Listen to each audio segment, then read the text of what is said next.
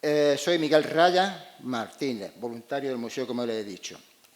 Hoy vamos a hablar de la Alhambra de Mohammad I y de Mohammad II, es decir, de la Alhambra del siglo XIII, la que se encontraron cuando llegaron a Granada y la que dejaron cuando terminó el siglo XIII.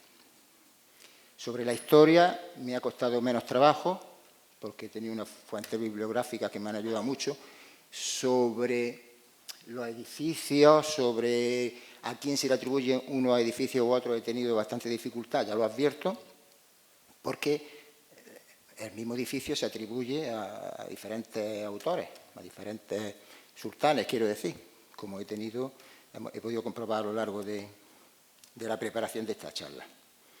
Me extenderé sobre todo en Mohammad I, porque él es el que fundó el Reino de Granada. Él es el que inició la construcción de la Alhambra y el que inició la dinastía nazarí. Es un hombre importantísimo. Lo que voy a exponer lo he extraído de estas fuentes. Solo voy a mencionar un par de ellos porque si no... Ibn al-Jatib es un visir de Yusuf I y de su hijo Mohammad V, es un cronista cercano a la época porque vivió en el siglo XIV y está muy vinculado a la familia de los nazaríes porque fue visir, o sea, ministro de ellos. Está muy vinculado y por eso en algunas de sus crónicas ya veremos, es cuanto menos curioso. Sobre Al-Ahmar he leído sobre todo a Bárbara Bolois en un libro maravilloso. Bueno, tiene una tesis espectacular, es la autora de una tesis doctoral amplísima y que más o menos resumió en este libro delicioso, Ibn al-Ahmar. No creo que haya nadie que sepa más sobre Mohammad I que Bárbara Bolois. Como no está aquí, pero quiero darle las gracias a Valentina Aparicio, también voluntario del museo, porque me ha ayudado mucho. Como dirían en la radio, a la técnica, Valentina Aparicio, pero no solo, me ha ayudado muchísimo. Y para poner en valor la figura de Mohammad I, no voy a utilizar palabras de ninguna de estas eminencias, sino que voy a recordar unas palabras que me dijo otro voluntario del museo, que está aquí conmigo, con nosotros, Manuel Zafra, me dijo en una ocasión, no sé de qué estábamos hablando, me dijo, mira Miguel, para mí las personas más importantes de este mundo que llamamos Alhambra, el orden lo pones tú, pero para mí las personas más importantes son Yusuf I, su hijo Mohammad V, porque son los que han hecho de la Alhambra las cosas más espectaculares. Por supuesto, decía él, don Leopoldo Torres Barbás, que nos dejó esta Alhambra que todos podemos disfrutar ahora, en apenas 13 años, este sí que construyó, dice, y Mohammad I. Entonces, qué mejores palabras que la del compañero Manuel para valorar la importancia de este personaje. Bueno, vamos a empezar con un poquito de historia, para no entrar directamente, ¿verdad? En el siglo VIII los musulmanes cruzan la península ibérica y conquistan prácticamente, como vemos, toda la península, menos una pequeña franja en el norte donde no tuvieron mucho asentamiento. A ese estado que conquistan le llaman desde el primer momento Al-Ándalus, no Andalucía, Al-Ándalus. Así que pues, los habitantes del Ándalus, andalusíes, ¿verdad? Así se conoció desde el primer momento y hasta que los reyes católicos se hicieron con la ciudad. Siempre Al-Ándalus, independientemente que fuera Califato de Córdoba, Reino de Granada, Emirato de Arjona, siempre estamos hablando de Al-Ándalus. Durante los primeros 3 siglos, bueno, en esa franja donde no llegaron los musulmanes, se empiezan a formar los reinos cristianos, empezando por el pequeño reino de Asturias, que luego se va extendiendo y se une con León, en fin, Castilla, Aragón, Navarra, que empezarían casi simultáneamente lo que estudiábamos en la escuela como reconquista y que yo a partir de ahora pues nombraré aquí como conquistas, ¿vale? Los 3 primeros siglos de la historia del Ándalus, la capital es Córdoba, maravillosa, durante muchos años bajo el gobierno de emires, es decir, de reyes, y también durante los últimos 100 años aproximadamente bajo el gobierno de califas. Pero el califato cordobés en 1031 se derrumba. Eso da lugar a que Al-Ándalus se fraccione en muchísimos reinos, más o menos 23, he leído por algunos sitios, 23 reinos taifas. Cuando cuando Al-Ándalus se fracciona en reinos taifas, pues lógicamente los reinos cristianos se aprovechan de esta debilidad y avanzan en sus conquistas.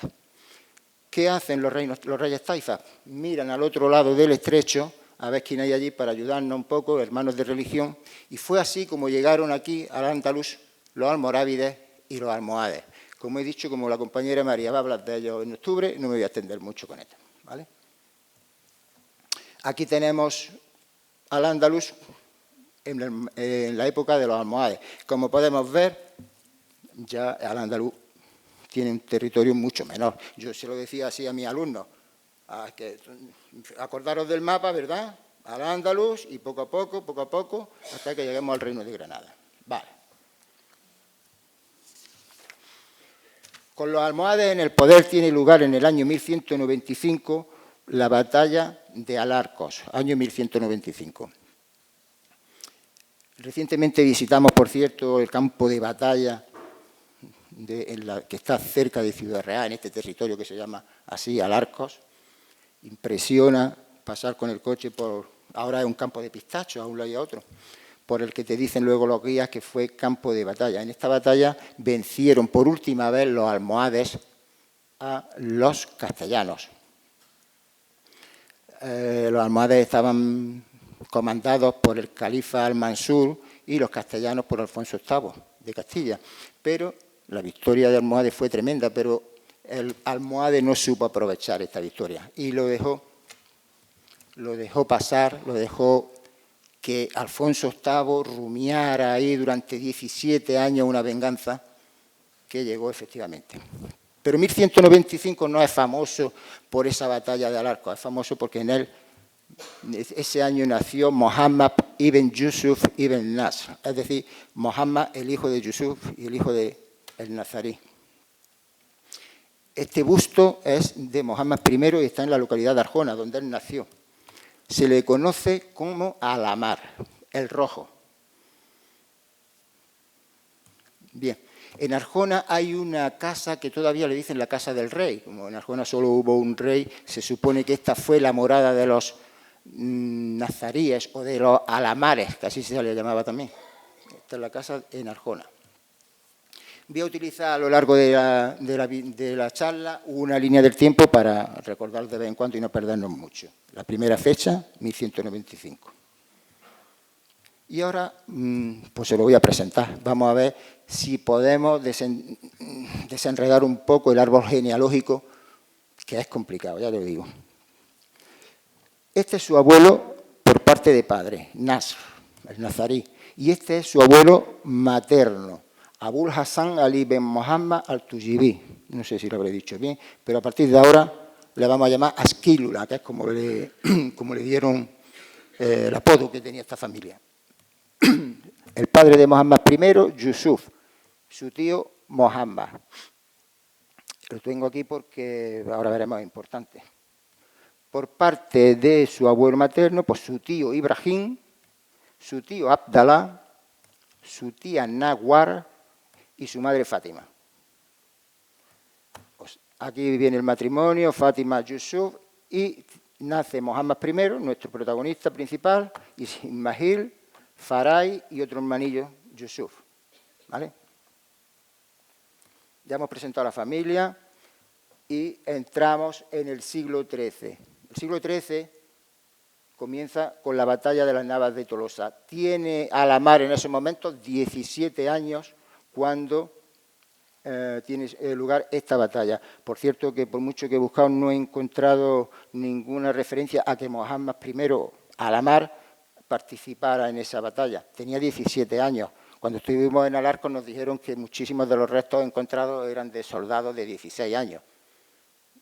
Siendo como era Alamar un un zegrí, un soldado, un líder, es raro que no estuviera en esta batalla, que además tiene lugar, él es de Arjona y las Navas de Tolosa al lado también, en Jaén, muy cerca. En esta batalla de las Navas de Tolosa, los ejércitos castellanos de Alfonso VIII ahora sí venían muy reforzados y tuvieron una victoria apabullante contra Al-Nasir, el califa almohade. Y este sí supo aprovechar esa victoria. De hecho, dejó abierta la puerta para entrar en Al-Ándalus por esa zona de Jaén. Rápidamente se sucedieron las conquistas de todas las poblaciones que hay en torno a Jaén. Navas de Tolosa, 1212.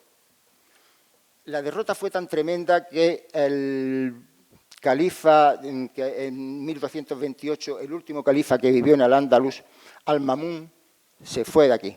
Se fue de Al-Ándalus a Marruecos y dejó Al-Ándalus, dejó un estado, pues, aparte de una crisis económica tremenda, dejó gobernadores por todas las ciudades principales, por supuesto. Es decir, Al-Ándalus seguía siendo almohade, pero dejó un estado muy debilitado, incapaz de hacer frente a las tropas castellanas. Así que era el caldo de cultivo ideal, idóneo, para que surgieran rebeldes locales.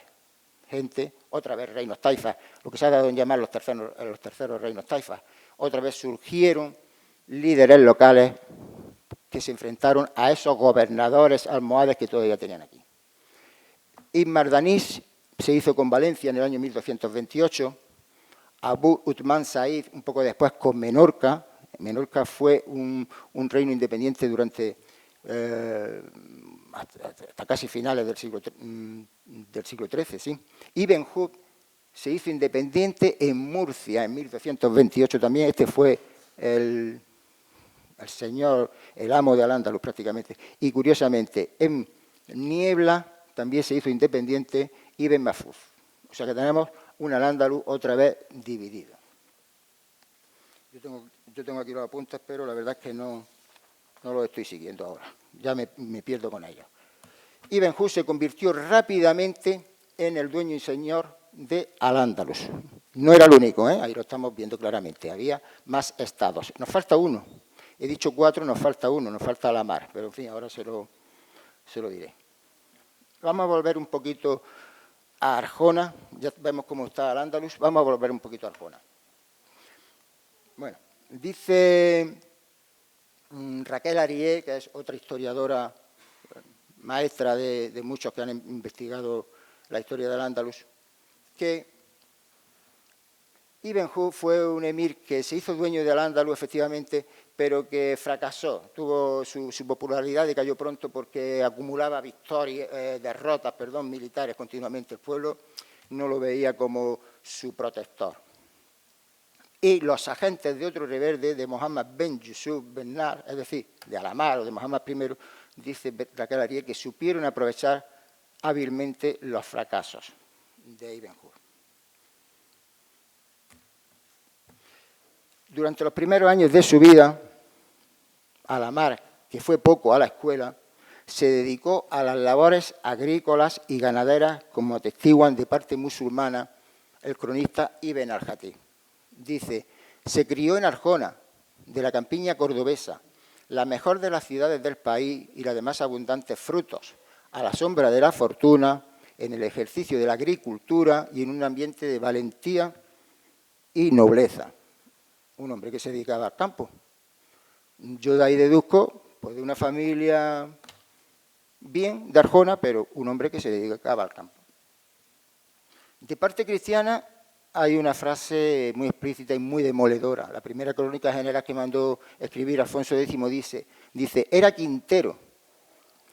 Quintero es que no era ni siquiera dueño de las tierras, que no tenía otra cosa que hacer sino seguir a los arados y a los bueyes. O sea, se dedicaba al campo. Pero además, quintero. Quintero es que cobra una quinta parte o es arrendatario, en fin. A medida que avanza en edad, compagina la ayuda a su padre, a su familia en las labores del campo, con la milicia. Se convirtió en zegrí. Zegrí son los soldados que defienden la frontera. Arjona era zona fronteriza y él se hizo zegrí. Así aparece referido ya como zegrí con Porino de Najatí. Dice, se hacen lenguas los cronistas en ponderar el filo de sus armas y el peso de su maza. Era un líder. Se había convertido a la mar, se había convertido en Arjona y en su zona de acción en un líder político y en un líder militar. Tanto es así que los habitantes de Arjona, lo ponemos ahí como cosa importante, que los habitantes de Arjona lo proclaman emir el 16 de julio de 1232 a la salida de la Mezquita Mayor, hoy Iglesia de Santa María, tras la oración comunitaria que es la del mediodía. ¿Cómo es que un pueblo proclama a un rey? Bueno, pues esto se hacía de la siguiente manera. A través de un documento llamado Bayá, que escribe alguna persona importante, un juez, un poeta, alguien que sepa escribir, se escribe este documento que se lee públicamente, es un documento de obediencia, se lee públicamente, firman los importantes del pueblo y en él el pueblo se compromete a reconocer la autoridad del emir y le juran fidelidad al soberano. Así es como se hacía, a través de un documento de la Bayá, cuando la conquista no era a la fuerza, sino que era voluntaria. Fue un nombramiento voluntario del pueblo, de Arjona, de su familia, de sus amigos, que veían en él un líder.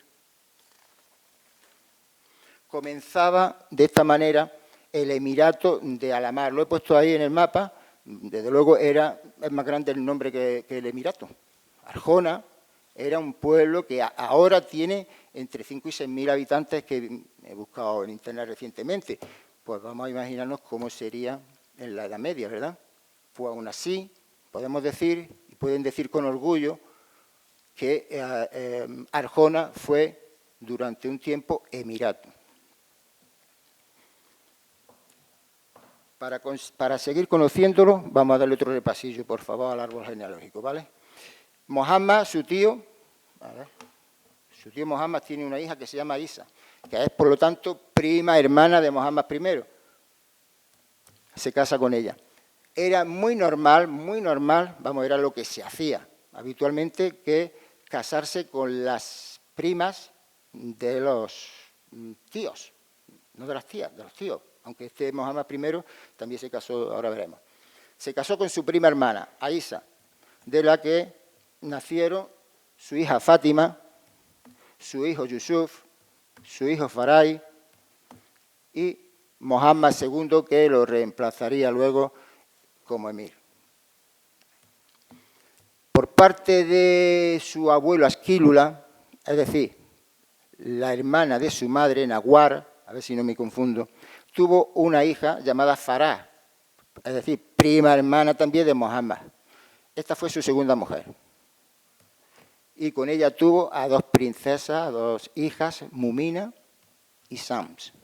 Ya no voy a enredarlo más, pero Mumina se casó con Ibrahim y Sam con Abdalá, es decir, con sus tíos. Sí.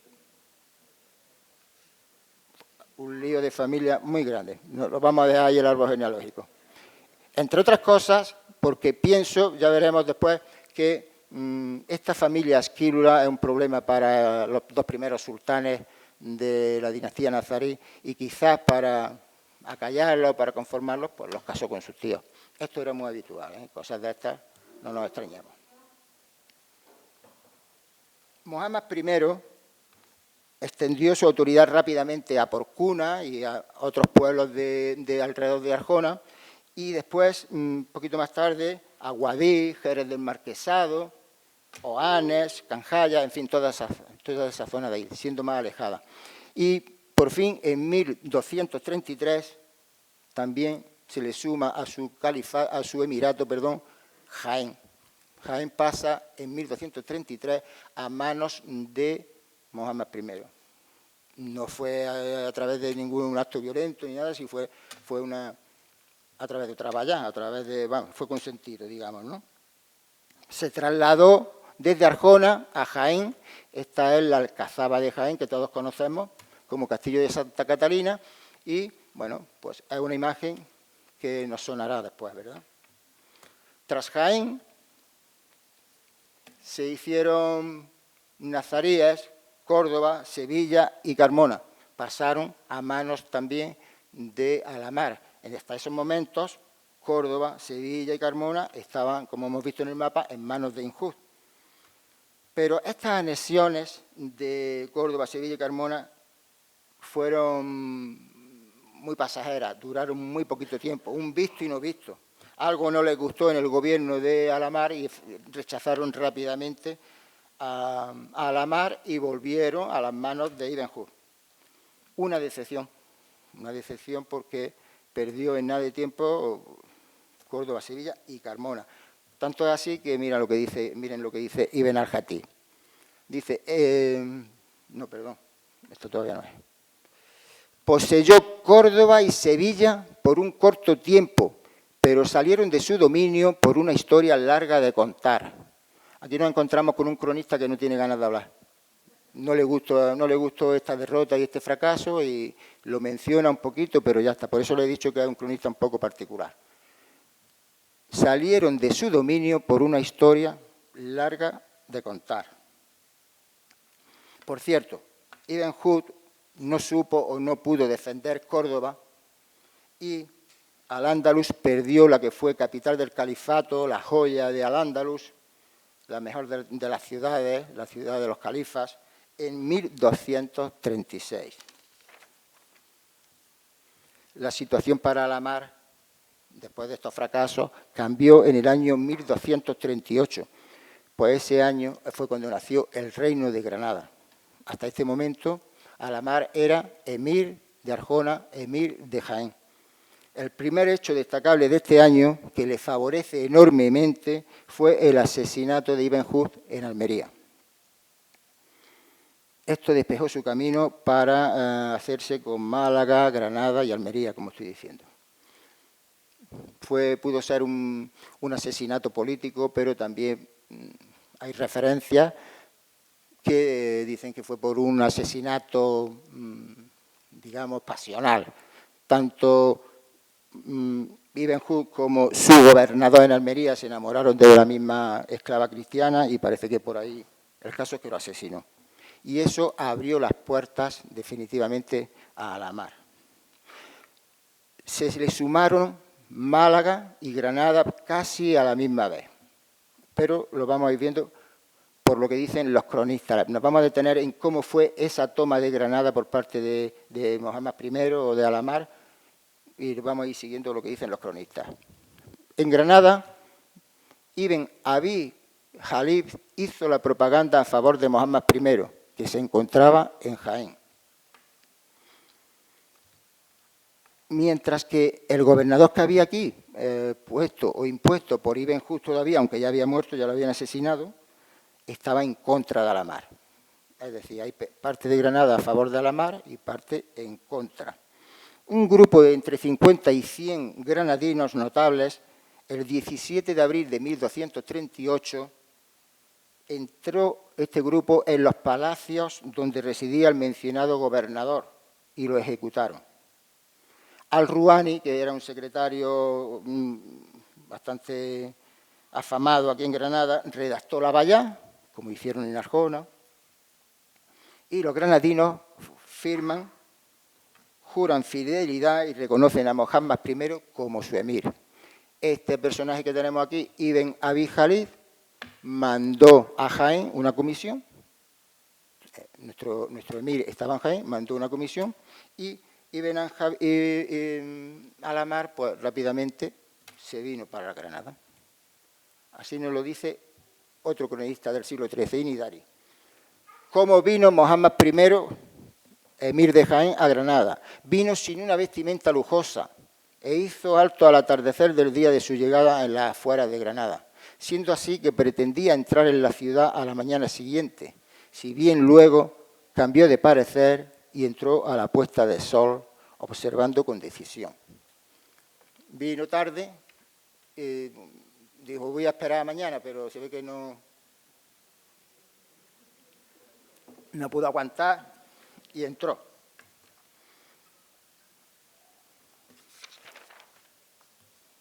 Dice otro cronista, yo lo vi con mis propios ojos el día de su entrada. Llevaba una saya de paño rayada y desgarrada por la parte de los hombros.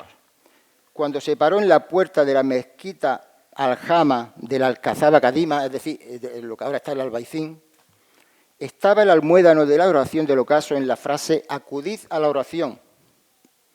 El imán, que tenía que decir el rezo, no se presentó ese día.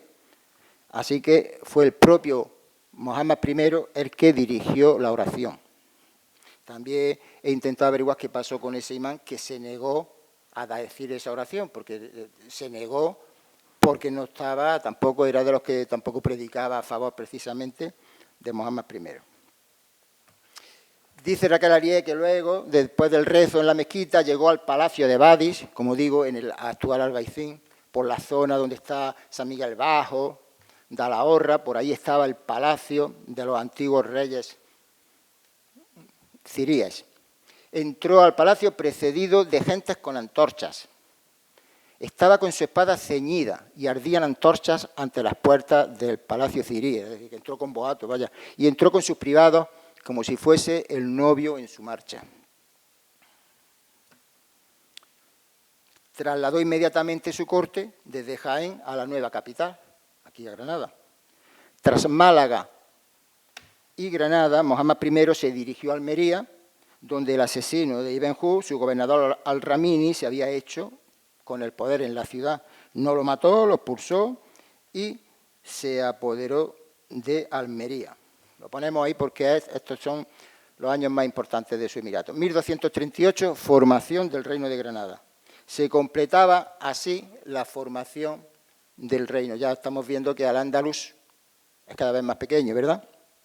Estaba conformado por las provincias completas, más o menos, de las actuales Almería, Granada y Málaga. Un poquito se extendía hasta Cádiz, Córdoba, Jaén e incluso algunas poblaciones de Murcia formaron parte del Reino de Granada.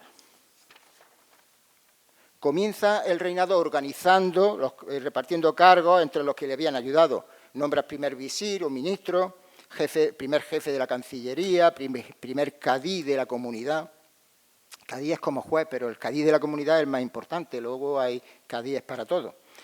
El puesto de jefe del ejército se lo adjudicó a su abuelo Asquílula, ya lo hemos dicho. Aquí tenemos a María, que no le gusta mucho lo que está hablando. Bien. El puesto del ejército se lo adjudicó a su abuelo Asquílula, como estoy diciendo.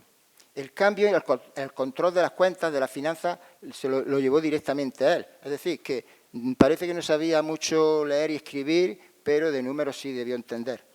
Y no se fiaba para nada de los almojarifes que había, que los almojarifes son los que cobraban los impuestos, detectó corrupción en ellos, incluso ejecutó al de Guadix, al de Almería, algunos más. Pudo ser en estos primeros años ya como rey de Granada, como sultán, como emir de Granada, cuando adoptó el lema de su dinastía, que se emplearía hasta el fin del reino de Granada, ¿no? No hay más vencedor que Alá, o solo Alá es vencedor, que aparecerá desde entonces en todos los escritos de sus documentos oficiales, en los capiteles y en las paredes de la Alhambra por todos los lados aparecerá ese lema. También sería este momento en el que Mohammed I, que solía vestir de rojo, comenzó a emplear el color rojo en todo, en su sello, cuando firmaba un documento oficial, e incluso el papel, el color del papel de esos documentos oficiales era rojizo. Las banderas también tenían ese color rojizo desde el primer momento y hasta el final del Reino de Granada. Empezó a usar el rojo en todo. La actual bandera de Granada también tiene una franja rojiza. También empezó en esos momentos a conceder audiencias, 2 audiencias semanales. He dicho varias veces ya que era un hombre poco culto, pero esto es que no es que lo estoy diciendo yo, no lo digo yo. Lo reconoció él mismo en una ocasión a su abuelo Asquílula. Este le había ayudado mucho a conquistar, a tener este reino de Granada.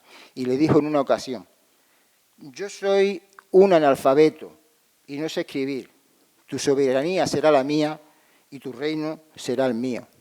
Ahí reconocía él mismo como era su nivel cultural.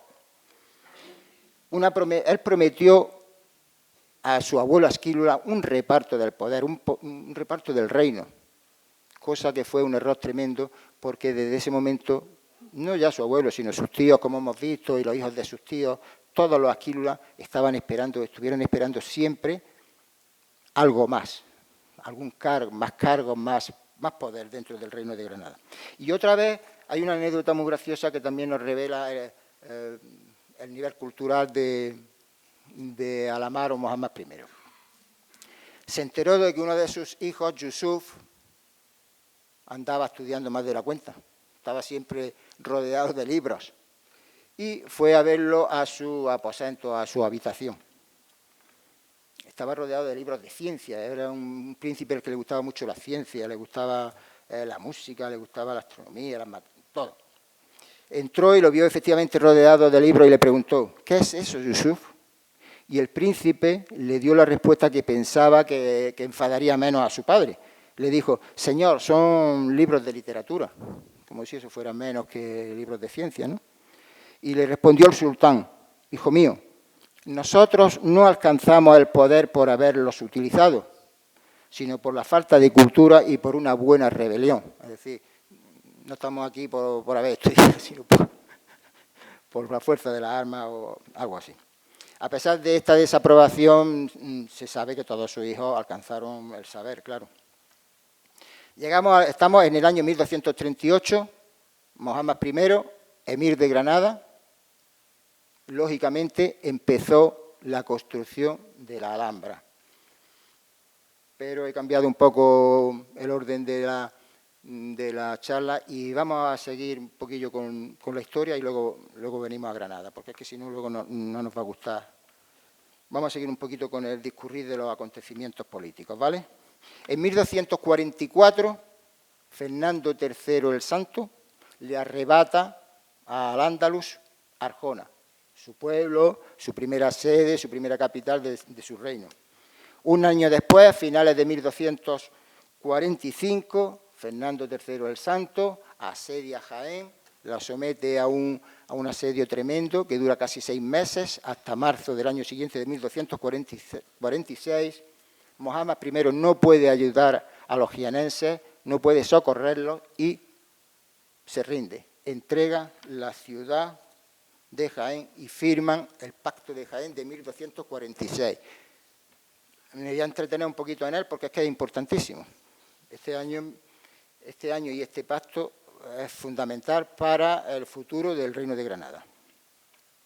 Vamos a hablar primero de las condiciones que recogía ese pacto y luego de las opiniones. Mohammad I tenía que entregar la ciudad y sus ciudadanos tenían que abandonarla, Jaén. Tenía que pagar anualmente 150.000 maravedíes al rey castellano. Dice Raquel Arié que 150.000 maravedíes era, yo no sabría ahora pasarlo a la moneda actual, 150.000 maravedíes equivalía a la mitad de los ingresos que tenía el Reino de Granada, o sea, una cantidad tremenda. Tenía la obligación de prestar auxilium militar, es decir, si el rey castellano te llama para que vayas con tu ejército a ayudarle, tenías que ir. Acudir a concilium, si te llamo a cortes, Mohammad I tenía que ir a la corte como un vasallo más, como un noble castellano más, sentarse, opinar si le dejaban que opinara, etcétera, etcétera. ¿Qué obtenía a cambio? Pues lo que ahora llamaríamos el reconocimiento internacional, el reconocimiento de sus fronteras y 20 maravillosos años de paz que permitieron asentarse efectivamente. Y ahora vamos a ver las opiniones. Cuando yo estoy estudiando este personaje Alamar, pues para mí es decepcionante, porque lo primero, y no lo he puesto ahí, protocolariamente, Mohammed I tenía que besar la mano del rey Fernando III el Santo. Más humillación no puede haber. Y luego, pues esas condiciones, prestar auxilio para luchar contra sus propios hermanos de religión. A mí me pareció así, pero yo soy un aficionado. Cuando luego leí las opiniones de los que de verdad saben de esto, pues lo entendí. Porque Miguel Ángel Ladero Quesada dice que el Tratado de Jaén resultó ser el verdadero acta del nacimiento del Emirato granadino, es decir, el empujón que se necesitaba a Granada. El reconocimiento, como he dicho antes, internacional y 20 años de tranquilidad. O sea, no voy a tener los ojos puestos en el Reino de Granada, poder organizarte tranquilamente.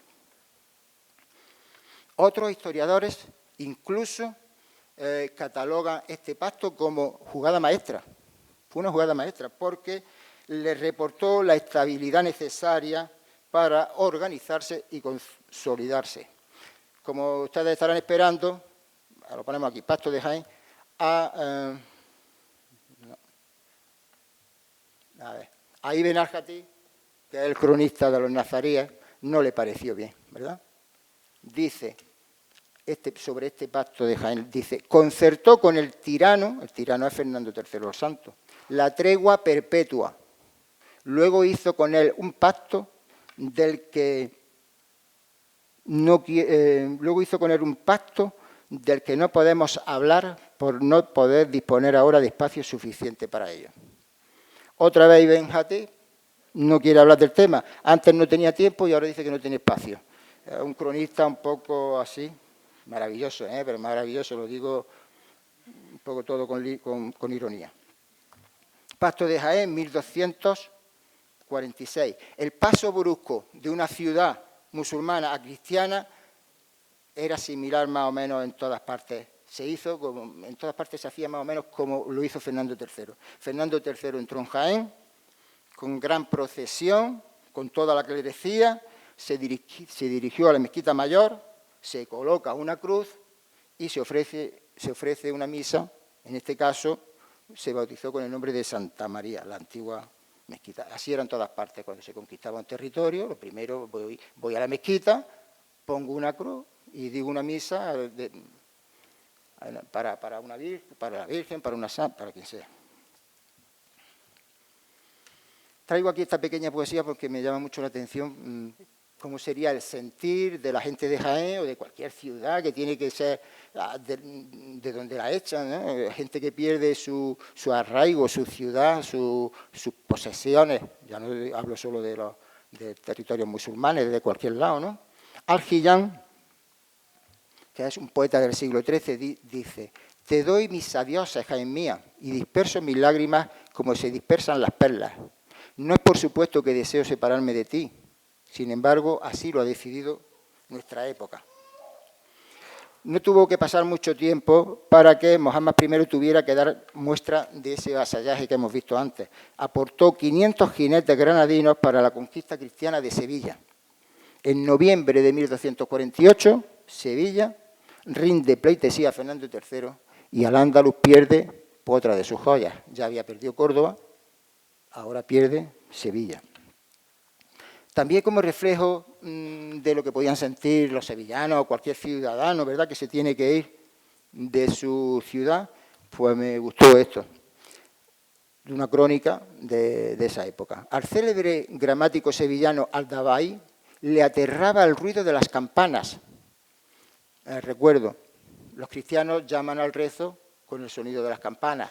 Los musulmanes llaman al rezo a través de la voz en grito que todos tenemos. Se suben al alminar y desde allí llaman gritando al rezo. Pues a este gramático le aterraba el ruido de las campanas y el silencio de la llamada de la oración que se produjo entonces, hecho que lo tuvo afligido y conmocionado hasta su muerte. Es decir, en las poblaciones que eran conquistadas se callaban los almuédanos y repicaban las campanas. Así eran en todas partes. Fernando III fallece en Sevilla en mayo de 1252. Alamar sintió la pérdida de este rey. No me lo explico después de que acababa de arrebatarle Arjona, Jaén, con el que mantenía una buena relación. Y en señal de respeto envió a Sevilla un gran número de velones para que se consumieran en su tumba, prometiendo mandar cada año 100 caballeros granadinos con cirios blancos para celebrar el aniversario de su muerte. Promesa que consta que cumplió. Algún historiador apunta incluso la posibilidad de que acudieran personas al funeral de Fernando III. Le sucedió su hijo, Alfonso X, conocido como el Sabio. Con este ya las relaciones no fueron tan fluidas. Renuevan el tratado de vasallaje y le imponen ahora un tributo de 250 maravedíes al año. Era, por supuesto, la mayor cantidad que pagaba Granada, por supuesto, y la mayor cantidad que recibía Castilla. Por eso opino yo que tampoco le venía mal a Castilla tener un vecino como Granada, que pagaba de esta manera. Por cierto, en el texto de antes de Ibn al-Jatib ponía: firmó con el tirano la tregua perpetua. Esto no significa más que el reino de Granada siempre estuvo cogido con pinzas, siempre se pudo mantener porque era vasallo de Castilla, porque los castellanos, mientras cobraban ese tributo, pues más o menos consintieron al reino de Granada. Pero militarmente no había nada que hacer. El camino estaba ya emprendido, o sea, ya lo hemos visto. Al andaluz cada vez más pequeño y cada vez más debilitado. Durante su reinado suceden otra serie de acontecimientos que yo mencionaré también solo por encima. Como diría Ibn al-Jatib, no tengo tiempo tampoco para mucho. Hay un acontecimiento muy importante que es la sublevación de los mudéjares, que impulsa, por fin hay un acto así un poco más en consonancia a un sultán, impulsa una revolución de los mudéjares contra el rey castellano. Los mudéjares. Los mudéjares son los musulmanes que se quedan en los terrenos conquistados. Bueno, esto Alfonso X lo solventó rápido. Otro hecho que lo acompañó durante siempre, la guerra civil o fitna de su familia, los Asquílulas. Los Asquílulas se hicieron fuertes en Ronda, en Málaga, en Comares y en Guadix. Fuertes no, se hicieron independientes. Ellos siempre esperaban más reparto, como hemos visto, del poder e incluso más reparto de los puestos militares, etcétera, etcétera. Y otro episodio menor, pero que a mí me gusta mucho, porque es curioso, es que un grupo de más de 1000 nobles castellanos enfrentados a su rey Alfonso X pidieron lo que ahora se llama asilo político a Mohammad I. Estaban enfrentados a Alfonso X y pidieron asilo político, es decir, protección, hasta que resolvieran los conflictos con su rey. Y efectivamente vinieron a Granada y fueron recibidos y alojados en la Almunia de Darabenaz. La Almunia de Darabenaz, yo reconozco que me he enterado hace poco de esto, es una almunia una almunia riquísima que había en la carretera que va entre Granada y la Zubia. Aquí, en la carretera entre Granada y la Zubia, a la derecha, hay un cortijo que ahora se llama Cortijo de la Marquesa, que se usa para bodas y eventos y este tipo de cosas. Ahí fueron alojados esos nobles castellanos. El otro día fui a dar un paseo y efectivamente hay una cartela del tamaño de la pantalla donde pone Hotel Darabenaz. No sabía yo que tuviera esos antecedentes históricos. Está en lo que se llama Camino del Jueves, desde la carretera de la Zubia, Camino del Jueves hacia Armilla. Pues ahí fueron alojados, como he dicho, los nobles castellanos. El principal de ellos, el propio hermano de Alfonso X el Sabio, parece que fue el infante don Felipe, fue alojado en el Alcázar del Genil, que también era almunia de los nazaríes. Las Almunias son fincas fantásticas, con mucha agua, con vivienda y con mucho campo para jardines o para cultivos. Alamar muere en 1273. Su muerte, su fallecimiento, se produjo aquí en la Alhambra la noche del 21 de enero de 1273, según Ibn al-Hatí, como consecuencia de la caída de su caballo. No fue precisamente una muerte heroica, pero Alamar contaba ya con una edad muy avanzada y, en fin, no se recuperó de esa caída. Fue enterrado en el cementerio de la Sabica. La Sabica era un antiquísimo cementerio que estaba ubicado entre la Puerta de la Granada, que muchos de ustedes habrán pasado por ahí esta mañana, y el Carmen de los Mártires. En esa loma estaba el cementerio de la Sabica. Por cierto, ese cementerio, como todos los 8 cementerios musulmanes que había en la ciudad de Granada, desaparecieron cuando los reyes católicos autorizaron a usar las lápidas, las piedras, los ladrillos de los cementerios para hacer obras civiles y obras religiosas. Por eso no queda ninguno de ellos. Le sucede su hijo Mohammad II, con 37 años y en plena madurez política. Este había nacido, como digo, en 1236, no en Granada, este había nacido en Arjona o en Jaén. Y así es como lo describe Ibn al-Hatí. Muy bien. Este sultán era único entre los reyes en punto a su magnificencia, bravura y firmeza. Fue el organizador del Estado, el que estableció sus cuadros administrativos. Dice que siguió la conducta de su padre, que continuó sus directrices, pero fue mejor que él en todo lo relacionado con la cultura. Escribía poemas, tenía buena letra, etcétera, etcétera. Es lógico que el hijo superara al padre en el aspecto cultural, porque es que el padre se había educado en el campo, había crecido en el campo y después en la milicia, y Mohammad II, ya se había educado en una corte. Lógicamente la diferencia es grande y además conoció la actividad cultural de otras cortes extranjeras, como la propia corte de Alfonso X, que era muy activa. Heredó el trono y heredó también sus problemas, que voy a mencionar también muy rápidamente. La permanente amenaza de Castilla, que siempre tuvo el reino de Granada, la guerra civil con sus familiares los Asquílulas, que perduró hasta 1288, cuando el último de ellos, que todavía estaba en Guadix, se la entregó ya a Mohammad II y marchó para Marruecos, y una guerra que hubo y que acompañó durante todo su reinado, que fue la guerra del Estrecho. El Estrecho de Gibraltar, Tarifa, Algeciras, era una zona codiciada por granadinos, por castellanos, incluso por los meriníes del norte de África, así que estuvieron años y años permanentemente enfrentados. Y en eso actuó como actuaba su padre, pactos con uno y con otro, hoy pacto con Castilla, mañana con los meriníes, con el objetivo de mantener intacto la integridad territorial. Murió el hijo,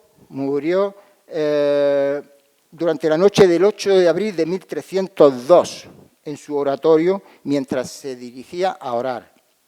Dicen que se le había hecho crónica una enfermedad de los ojos, pero también es posible que muriera envenenado. Así lo afirmó su médico. Eso está recogido, el médico dijo que había muerto envenenado y, vamos, eso le costó la condena y estuvo encarcelado mucho tiempo. Inaugurando, digo yo esto así un poco irónicamente, inaugurando, si fue envenenado, inaugurando una costumbre, algo que se hizo costumbre en la corte nazarí. Ya saben ustedes que de los 23 nazaríes que teníamos en el Reino de Granada, al menos 13 murieron por crímenes políticos. Llegar a la cima del poder no era precisamente un regalo en aquella época. Parece ser que tomó una rosquilla que le envió su propio hijo, Mohammad III, la tarde anterior. Eso, incluso Antonio Fernández Puerta dice que fue una rosquilla, no una rosca ni un roscón, porque con eso hubieran muerto más gente, hubiera comido más gente. Fue una rosquilla, lo dice así explícitamente. fue enterrado en una tumba aislada de aquí ya del recinto alhambreño, y esta lápida la tenemos nosotros en el Museo de la Alhambra. Y ahora sí, vamos a volver a Granada. Vamos a volver al año, les pido por favor, vamos a intentar volver al año 1238, cuando Alamar llega a Granada, llega al Alcazaba Cadima, a lo que ahora llamamos Albaicín, que antes no era todo llamado Albaicín. Esto, aclaro, es una recreación, claro, de una imagen que a mí me gustaba, encontré en internet, me gustaba, y mi compañero Valentín me ayudó a recrearla un poquito, ¿verdad? Borro, pongo, en fin, y ha hecho un trabajo maravilloso para demostrarles a ustedes cómo creo yo que podría ser lo que veía Alamar desde el Albaicín. Ojo, ya existían, en 1238, ya existían ciertas construcciones, estas, defensivas en La Sabica. Esta colina en la que estamos ahora mismo nosotros se llama La Sabica, conocidas como Alhamra, Fortaleza Roja. Así que no debemos el nombre a Alamar, que significa el rojo. El nombre ya estaba puesto. Seguramente porque por el material, por la tierra que hay aquí en esta colina, que es de tinte rojizo. La primera reseña documentada de este castillo, de esta construcción defensiva, data del 860, año 860, ya con el nombre de Al-Hamra, Fortaleza Roja, porque en ese año se refugiaron aquí unas tropas musulmanas que salían, estaban siendo acosadas por indígenas de esta cora o provincia. Sin embargo, esta construcción no tuvo protagonismo ni entidad propia ni carácter de residencia hasta que no llegó a ella el agua, en el siglo XIII. Como digo, me gusta a mí imaginar a Alamar desde cualquier punto del cerro que tenemos ahí enfrente, mirando hacia aquí, hacia estas ruinas, ubicadas privilegiadamente, observando esta colina que reunía pues todas las condiciones: aislamiento, seguridad, dominio, que requería su nueva corte. Un sitio espectacular. Tenía todas las condiciones menos una, como he dicho, no tenía agua. Pero el emir cabalgó desde Granada al lugar de la Alhambra, lo inspeccionó todo, marcó los cimientos del castillo, señaló en él quién los excavase y no acabó el año sin que éste tuviese unas elevadas construcciones de defensa. Le llevó agua del río, levantando una presa y excavando una acequia exclusiva para ello. Este es el azud que está ubicado por encima de Jesús del Valle. Todos los que son andarines, ciclistas, han pasado por ahí, saben que está un río Darro hacia arriba, 6 kilómetros arriba. De ahí se saca el agua, que a través de una acequia va por el cerro el Llano de la Perdiz, en fin, hasta que llega al Generalife. Esta es la Alsaquilla al Sultán, la acequia del Sultán, que luego atraviesa el Generalife. Por supuesto, estas construcciones no son ni de Mohammed I ni de Mohammed II, ¿vale? Pero esa sí es la acequia del Sultán. Aunque don Antonio Fernández Puertas dice así: atribuyo las primeras construcciones de esta casa real del Generalife a Mohammed I. Lo digo así un poquito porque, verán,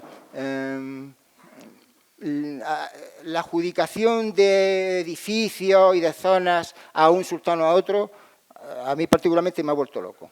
O sea, unos se lo adjudican a un sultán, otros a otro. Yo creo que, según unos autores, a quien las empieza y otros autores a quien las termina.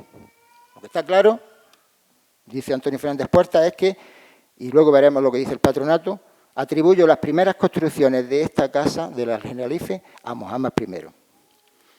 El agua salía del Generalife y tenía que cruzar por la Cuesta de los Chinos, para que me entiendan, tenía que cruzar a La Sabica, a este sitio donde estamos. Cruzaba por un acueducto como este no es el original, y ahí construyó Mohammed I la Torre del Agua para vigilar, por supuesto, que esa acequia no fuera destruida, porque eso podría suponer un caos. Y al lado de la torre un partidor, y desde ese partidor pues diferentes ramales, uno a la ladera sur, por donde está Siete Suelos, por donde están los Abencerrajes, otro por la ladera norte, la que mira al Generalife, y otro por la colina. El agua corría por uno de ellos hasta que llegaba a la Puerta del Vino, que está aquí al lado. Y ahí había un problema, y es que había un barranco. Entre donde estamos ahora mismo nosotros y la Alcazaba, pues había una vaguada, un barranco, y el agua tenía que salvar ese obstáculo. Según Antonio Malpica, se salvaba por medio de un sifón. Una vez salvado este obstáculo, el agua llegaba hasta un aljibe construido aquí, en época anterior, cerca de la Torre de la Vela. Hay quien dice que fue un aljibe construido por Mohammed I. Pues yo creo que estaría ya ahí el aljibe, y Mohammed I, lógicamente, pues lo retocó, lo reforzó, lo engrandeció. Los habitantes de la ciudad bebían y se abastecían del agua de la acequia, aunque fuese descubierta. Esto es un plano que ya utilizó mi compañero Valentín en sus charlas sobre la Alcazaba. Pues, no me voy a parar mucho para que vea. Es algo así, similar, es lo que se encontró Mohammed I cuando vino aquí. Y en ya las actuaciones que llevaron a cabo Mohammed I o su hijo Mohammed II.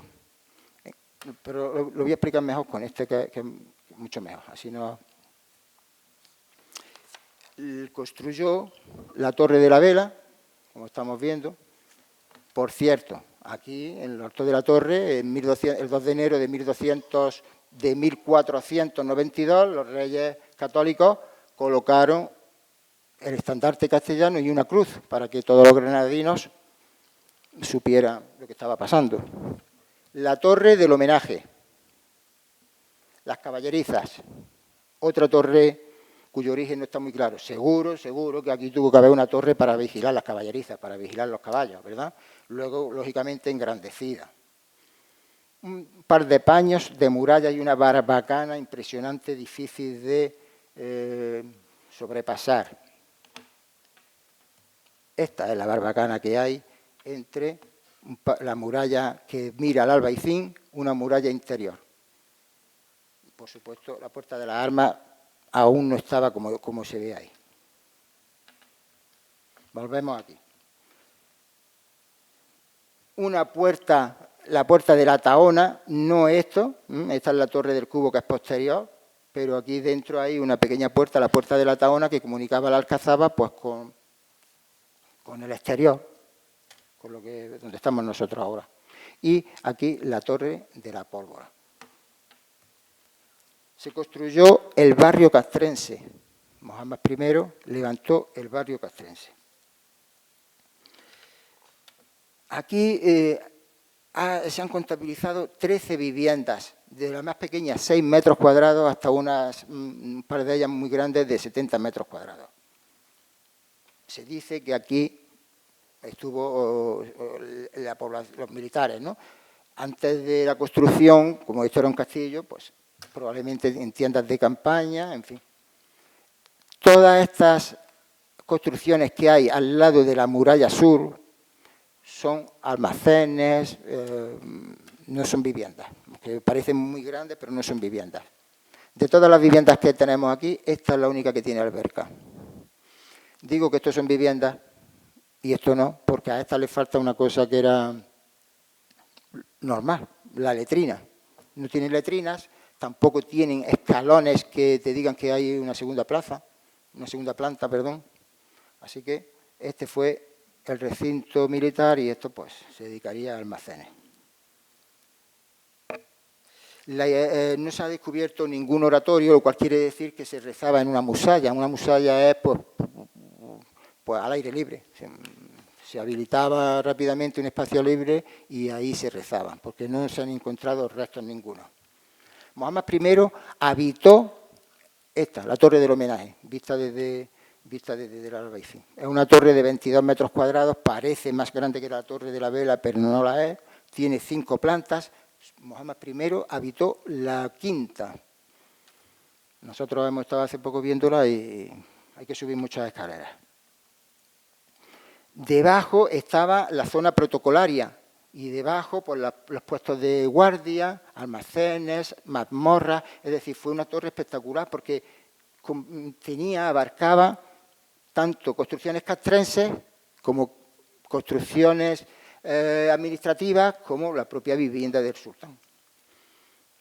Todas estas paredes que estamos viendo estaban construidas con la técnica del tapial, que consiste en levantar muros entre dos tableros paralelos que se van rellenando con material de ahí de la sabica y con cal. La cal servía como aglomerante, ¿verdad? Se iba apisonando y hasta cuando ese paño estaba hecho, pues otro. Después se calicastraba, es decir, estas paredes se les daba un de cal, con lo cual tuvo seguro un aspecto blanco. Me gustaría imaginarme, algunas veces digo, voy a imaginarme cómo sería la Alhambra blanca, ¿verdad? Pues dice Ibn al-Jatib, para que lo veamos claro, dijo que la Medina de la Alhambra, la Alhambra corona Garnata, que es como se llamaba Granada, con sus almenas blancas. Pues así debió ser el aspecto que tuvo en aquellos años, blanco. Bien.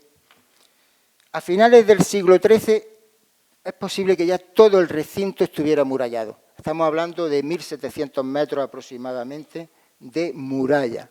Y sobre esa muralla hay un pasillo que se llama adarve, para que la guardia pudiera recorrer todo el recinto amurallado sin bajarse del adarve. Esta foto, por supuesto, esa torre no es de aquella época, pero es que la foto me parece preciosa, porque vemos cómo el adarve pasa por debajo de la torre. Es decir, el soldado no tenía que bajarse a la calle Ronda, seguía su muralla. Esta torre, como fue posterior, lógicamente se hizo salvando la muralla y salvando el adarve. Bien, otra cosa que hizo Mohamed II fue esta puerta que hay aquí, que es la puerta del Arrabal. En la Cuesta de los Chinos hay una puerta que comunica pues con la Cuesta de los Chinos y desde ahí prácticamente enfrente sale una calle, un paseo que nos lleva al Generalife. La puerta del Arrabal. Hoy en día no podemos verla porque hay otras puertas posteriores que la... Voy a trabajar un poquito con este plano y hemos dejado aquí esta imagen del Palacio de Carlos V para que nos orientemos. ¿Vale? Porque dice Antonio Fernández Puertas que no todo lo que hicieron los dos primeros sultanes fue con carácter defensivo, que ya se empezaron a construir los primeros palacios. Fernández Puertas asegura la existencia de que el Palacio de los Abencerrajes, a pesar del nombre, que las primeras construcciones fueron de Mohamed II. Ahora son restos arqueológicos como estamos viendo. ¿Vale? El patronato dice sobre este Palacio de los Abencerrajes: es una construcción atribuida al segundo nazarí. Así que eso me da garantía de que lo que digo aquí era un palacio que tenía una alberca grandísima, tenía baños, por supuesto, en fin, ahora son unas ruinas arqueológicas. Aquí lo he hecho una foto, traemos una foto un poquito más grande, ¿vale? Para que vean lo que era el Palacio de los Abencerrajes, probablemente de las primeras construcciones en la Alhambra. El Partal Alto. Esta imagen les puede llevar a error, yo se lo aclaro. Vamos a ir a eliminar esto, ¿verdad? Por supuesto que la Torre de las Damas y el Partal que todos conocemos no estaba todavía. El Partal Alto está aquí, enfrente. He traído esta imagen para que nos sirve para ubicarnos. Esta fue la primera casa real de Mohammed II, de los nazaríes. Aquí debieron vivir los primeros nazaríes. ¿Va? Y aquí tenemos, pues como en planta, como debía de ser, ¿verdad? En plano, varias albercas, una de ellas grandísima, de 6 por 27 metros, viviendas privadas, baños, etcétera, etcétera. Se conservan, como vemos, en planta. Y aquí hay uno que me ha dado muchos problemas. Verán, esto es el actual Parador Nacional, antes Convento de San Francisco y antes Palacio Nazarí. Ayer estuvimos viéndolo y ponen una cartela allí, Palacio Nazarí atribuido al siglo XIV. ¿Vale? Dice el patronato, originalmente fue un palacio nazarí en el siglo XIII. Y así lo digo yo, que es como lo había leído. Lo que pasa es que me da cosa no decirlo, porque es que es verdad, vas allí y ves una cartela y donde te dice que probablemente, como ya he dicho, lo empezó Mohammed II y lo terminaron otros sultanes nazaríes. Probablemente esto fue lo que ocurrió. Lo importante no es quién construye o quién no construye, lo importante es que se le está dando forma ya a una ciudad. Además de estas edificaciones, vuelvo a repetir, el Generalife empezó Mohammed I y lo continuó su hijo Mohammed II. Lo dice así el propio patronato de la Alhambra. En el diseño original de la Alhambra, que incluye la mencionada acequia, se proyectó en el siglo XIII la construcción de la Almunia del Generalife. O sea que ya lo empezaron estos. Y es lógico, Mohammed I empezó a vivir en la Alcazaba y ahí tenía un sitio ideal para tener campo, huertas, agua, porque pasaba la acequia y empezó a construir sus primeras viviendas. En definitiva, lo importante, ya digo, no es quién hiciera o deshiciera, sino que ya estaba empezada la ciudad de la Alhambra que todos conocemos. Voy a terminar. En mi modesta opinión, ni Granada ni los granadinos, lo hemos hablado otras veces con los compañeros del museo, hemos reconocido como se merece ni a la dinastía nazarí, ni por supuesto a Mohammed I, gracias al que estamos aquí hoy. A no ser que nos hayamos perdido algo, yo me haya perdido algo en muchos años que he estado trabajando fuera, me parece que Granada no ha reconocido a la dinastía nazarí. Una dinastía que casi estuvo gobernando al Andalus como la Omeya, la famosa dinastía Omeya de Córdoba. Mohammed I, gracias a Mohammed I, Granada está en las universidades de todo el mundo, en las bibliotecas, en millones de libros. Gracias a Mohammed I, Granada es lo que es, a mi modo de ver. Él dejó marcado el camino para que los que le sucedieron completaran su tarea. Yo siempre digo algunas veces en mis visitas en el museo, dice, él se hizo con la parcela, construyó su parte y la dejó amurallada y preparada para que sus descendientes siguieran construyendo en ella. Esta evolución, que fue esta Alhambra que fue evolucionando a la par que fue evolucionando la propia dinastía de los nazaríes, la verían los granadinos desde cualquier parte del Albaicín. Igual que ahora nosotros vamos al Albaicín a mirar esta preciosidad que tenemos aquí, pues en el siglo XIII, durante muchos y muchos años, el XIII y sucesivamente, los granadinos desde cualquier parte del Albaicín mirarían a la Alhambra con mucha curiosidad y lo que verían serían imágenes parecidas a estas. Esto también son recreaciones, ¿verdad? Verían imágenes parecidas a estas, levantando las murallas de tapial. Esto es lo que verían en el siglo XIII, no lo que vemos nosotros actualmente. Imágenes como estas, es decir, una Alhambra en permanente construcción.